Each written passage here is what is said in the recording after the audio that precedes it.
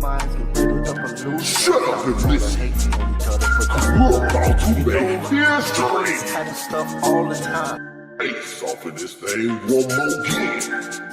Let's talk about it. Three-quarter production. Oh, let's talk about the world and its corruption. Let's talk about it. Let's take it to the street. Oh, let's talk about it. Let's talk about you and me. Let's talk about it. Three-quarter production coming at you with it. Ace off in this thing one more again. What's up, y'all? What's up, y'all? What's up, y'all? Merry Christmas to everyone, and I hope you're having a good day. Hope you had a good day with your family. It's Christmas time, you know. Some people celebrate, some people don't. Um, I can't really say. Uh, I'm usually by myself on Christmas days and stuff like that. But I come today to I listened to the Marvin Gaye story, and his dad, you know, been hating on him since he was a kid, treating him wrong, um, and at the end, his dad ends up killing him. So the kid, I guess the daughter was telling the story, and what she said was the dad had told them that if they ever put their hands on him, that he was going to end up killing them. Remember that. So Marvin Gaye was going through all kinds of different stuff, and in his life, he owed money to the IRS. He owed money to all kind of different people. I think he went to go do a tour. When he went to go do the tour, he couldn't take it. It was just too much on him. So he ended up ending that tour, and he went back home. Remember, Marvin Gaye and his dad, they never really got along. You know, his dad was a preacher, but come to find out that the dad was also a cross dresser. So he would dress like a woman. So how you gonna be a preacher yet you dress like a woman, but you're gonna talk junk about your son doing worldly or circular music, they call it, I think. So that was his problem. He didn't like the fact that his son was out doing uh, circular music or worldly music. But yet, how you gonna sit there and talk junk about your son when you're a cross dresser? Like that didn't make no sense. But anyway, Marvin, he goes back home after this tour. He couldn't really deal with this tour. You know, it was just too much on him. A lot in life was just too much on him. And he goes back. His dad gets in an argument with his mom. Marvin loves his mom, so he hops in the middle of the argument. He grabs his dad, throws him against the wall. Blah blah blah blah. Long story short, his dad ends up killing him. Pow. Marvin Gaye is gone. But come to find out from his sister, or no, from his brother, I think it was, because Marvin's last word was, I got what I wanted.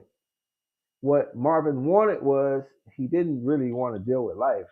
He wanted to commit suicide, but at the same time, he let his dad do it for him. So his dad ends up killing him, but yet, like his sister said, he ruined my dad's life, but yet he got what he wanted. He ruined his life because my dad took us through a lot of stuff. He took us through a lot of stuff that we shouldn't have had went through. So I guess the dad got what he deserved, and Marvin got what he wanted by letting his dad kill him because they say Marvin wanted to die anyway. But anyway, I just my conversation it's about more like how we always talking about other people, and we always worried about other people and what other people got going on, but yet um like as if we're perfect or something. We're not perfect. Ain't none of y'all perfect. Nobody's perfect. Stop talking about other people like as if like as if your life has been so perfect. Stop it. Like you're always looking for the wrong and the bad in other people's life. Why? Why are you worried about that? If anything, you need to change yourself. You need to change who you are. Um, you want to change the world, change who you are, and that's me. That's what I've been working on. Um, Me changing who I am. Um, and if I change who I am, then I've actually changed the whole world by changing who I am. So that's what I've been on. Um, I got this book that I've been working on, or actually I got 18 chapters of the book done. 18 chapters of the book done, and I've been starting to put it online. I started putting it online so I can let other people check it out. Eventually, one day we might make a movie out of it. Um, but lately I've been working on me. You know, I ain't even been going to work. I haven't even been working, to tell you the truth, because it is what it is. And I guess I probably need those days off to relax a little bit. I've been doing my music. Um, you know, we have a lot of different conversations about what we go through as Black people in America, but we have many conversations about that. We go back and we do research and all kind of stuff. It's like, well, my question is, what are we gonna do about it? Like, we can talk and talk and talk about everything in the past, but what are we gonna do about what's going on right now? Because the past is in the past. What are we gonna do about it right now? So I made this song, and I was talking about it in the song. Here, let you check it out. Let you check it out. Shut up and listen, cause we're about to make history. Ace, Ace, just got a few words. 3/4 production. Not really nothing serious. Who told that man? Nothing really I can do about it. I'm just one person. All I can do is try to change myself. Who told that man that he can be what he wanna be? Who told that man that he's stuck in modern day slavery? Who told that man that he must go against his own army? Who told that man? Who told that man? Tell me, why in the hell is your ops always your own kind? That's one of y'all dead, left his mother crying. And the other in prison where he gon' live the rest of his life. Can't take back that gunshot blast. How we gon' laugh? Our elders praying for us, but stuck in the past. How the hell you gon' judge everything wrong in my life? Like you so perfect and done everything in your past right. Why don't you come out the church for a little bit? Walk around the street, see what's going on with our kids. Yeah, they say the raise them, take a whole bit. Just messed up some of the iPhone, can't blame it all on them. I can't even say I got a solution. All I could come up with is us having a revolution. Maybe clean the minds, get rid of the pollution. Stop all the hating on each other, put down the gun. You know, we speak on this type of stuff all the time, but none of us come up with an actual solution. We keep going back in the past and studying the stuff that's happened in the past to us, but yet we come up with no solution for what's going on with us today, right now. Leave the past in the past, what we gonna do now? Who told that man that he can be what he wanna be? Who told that man that he's stuck in modern day slavery? Who told that man that he must go against his own army? Who told that man? Who told that man? Yes. That's what I'm talking about. So I had, you know, I like I said, we be talking about this stuff all the time, but yet, what solution are we coming up with for today, right now? We're still dealing with stuff today, right now, and it has nothing to do with what happened in the past. Right now is what we need to be looking at. Everything that's going on with us is going on right now, and most of it is us against us. It's an army against its own army. It just don't make no sense, but it is what it is. So what are we gonna do about it right now? All that stuff in the past and talking about the past, y'all need to come up out of the church, get up out in the streets and see what's going on with our kids and see what's going on with our elders, see what's going on with those who are sick in their head. We need to go get out here on the streets and we need to actually mingle and be a family like we used to do, like back in the days. Because I mean, y'all stuck on back in the days. We need to get back to it then, if that's the case. Otherwise, Stop all that preaching and praying, preaching and praying. Do something about it. Let's do something about it. That's what it's about. Anyway, I got this book that I'm working on. Of course, you already know how this boy doing his thing. He gonna always keep on dropping and dropping and dropping. That's just him, and that's what he gonna do. But anyway, I just came in to check in right quick. Let me see. I'll let you check out if I can. I don't know. Let me see. I don't even know if I can do that or not. Let me see. I'll let you check out the prologue.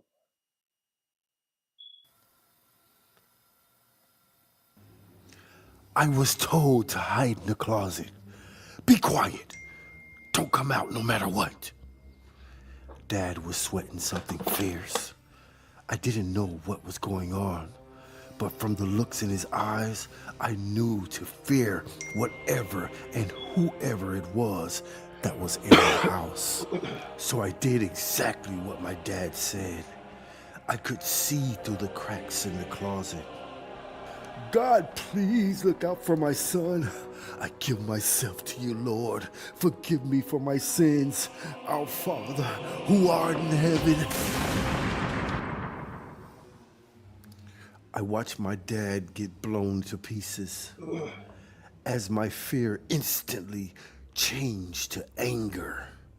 I burst out of the closet feeling like Superman, as if my very small hands were able to knock out the two men who stood like giants compared to me.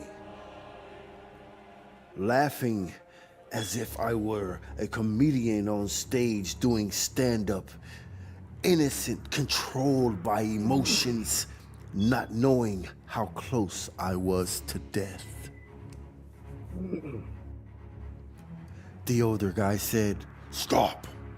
We didn't come here to kill no motherfucking kid.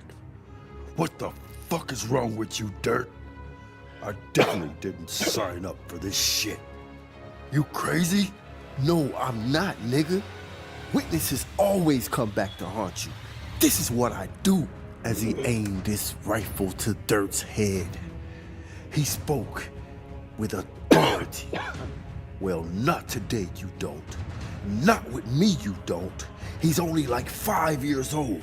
Play pussy and get fucked, my nigga." Right then, Dirt had the same look in his eyes that my dad had right before he died. I turned to see the biggest barrel of a gun being lowered. I noticed the matching DB tattoos on both of their right hand. The one thing I will always remember to the day of vengeance. Yes, sir. Yes, sir. So that's the prologue of the book, and then we had we got the actual first chapter done. First chapter. Here we go. Chapter 1. At 5 years old, I already witnessed 2 deaths. One, my mom, 2 years before, and now my dad. As long as I can remember, they were always separated. My pops was always straight up with me from day one. He never told me fairy tales like the Tooth Fairy. He just gave me money. Christmas, he just gave me cash to shop. He never lied to me or gave me false hope. He was always straight up about everything, even when it came down to my mom. I had to let your mom do her, you feel me? She out there smoking on that glass dick, getting high, selling pussy and shit like 90 going north. That's the type of shit that happens when you let a bitch have a voice and do as she please. But like God, you gotta let a bitch make the right choices. That's real pimpin', playboy. Real bitches choose up with real niggas. If a bitch trying to run you or ruin your show, let that hoe go. I've seen too many black men let a woman stress them and drive them to an early grave, while the wife live a hell of a lot longer. Look, son, it's best to just stay single than to be stressed out by a selfless, ruthless, no good, conniving bitch. And with that being said, I cracked a smile and said, Dad, you might want to take a breath after all that. We laughed very hard at this time. As he went on about the birds and the bees, I took in everything he had to say and chewed it up and digested it. You know, the game is meant to be sold, not told. You must pay in some type of way. Tighten up and go take out the trash, little nigga. I'm gonna need you to make sure that your homework is done, take a bath, brush your teeth, and get ready for bed. You got school in the AM. Yes, sir. Say no more. I did what I was told. Right before laying down, I said my prayers, especially for Mom, as always. Amen. Dad startled me, standing at my door. Good night, kid. Love you. Love you too, Dad. Good night. During the week, it was the same routine. Dad would say, the early bird always gets the worm. I would set my alarm at 5 a.m., brush 32, wash my face, and make cereal unless Pops made breakfast. He would have to be out and about at around 7. I really never knew what he did for work. I never really thought to even ask.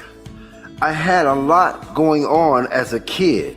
At times, school was rough, 'cause kids in school can be very mean. Your mama's on crack rock. Your mama's on crack rock. Let me say it again. Your mama's on crack rock. We was on the playground when Fat Joe started his bully routine. This time on me. He lives right across the street from us, so he knew all about my mom. What he didn't know is my dad taught me not to see size, so I wasn't scared of him at all. The bigger they are, the harder they fall. And since they've been big all of their lives, they never had to fight most of their lives. They win with intimidation mostly 90% of the time. But that's if you let them. Never fear no one. Pops also taught me how to fight. You suck, just like your mama suck on that glass dick. I've been saving 2 weeks of my allowance just to pay her to suck on this. Before he could get his last words out, I grabbed a handful of dirt, threw it in his eyes, and 20-pieced him something decent. After a flurry of blows, Joe unfolded from his cover-up protection position and went low, grabbing my little ass in a bear hug. I knew I had to think of something fast. I wiggled and squirmed, trying everything to get loose. As I kicked desperately trying to get away, he squeezed even tighter. It seems as though he was constricting the breath out of me, like he was about to crush my bones. After what seemed like a few minutes, I stopped, closed my eyes, and went into deep thought. It was as if my dad was there with me. Son, use your feet when fighting someone bigger than you. Do not lock up with him. Dance around him and throw them hands. Whatever you do, do not let him grab you. But if he just so happens to get a hold of you, take your thumbs and dig deep into the back of his eyeballs. If he got your hands locked down, headbutt him with all you got. And he let me go ASAP. Yeah, y'all go and check that out. We'll probably have an that's the first chapter right there. And then on that chapter his mom ends up dying and everything. Pretty much just saying how close he was with his dad. And then on the next chapter, it get real interesting. because now he finds out there was more to his dad than what his dad let on to him all these years. So y'all check that out. One of these days we're gonna end up start shooting some scenes, some different scenes, and try to piece that thing together. Anyway, this Ace, and I'm out here. One. Shut up and listen, cause we're about to make history. Ace off of this thing one more again. Let's talk about it. 3/4 production. Oh, let's talk about the world and its corruption. Let's talk about it. Let's take it to the street. Oh, let's talk about it. Let's talk about you and me. Let's talk about it. 3/4 production coming at you with it.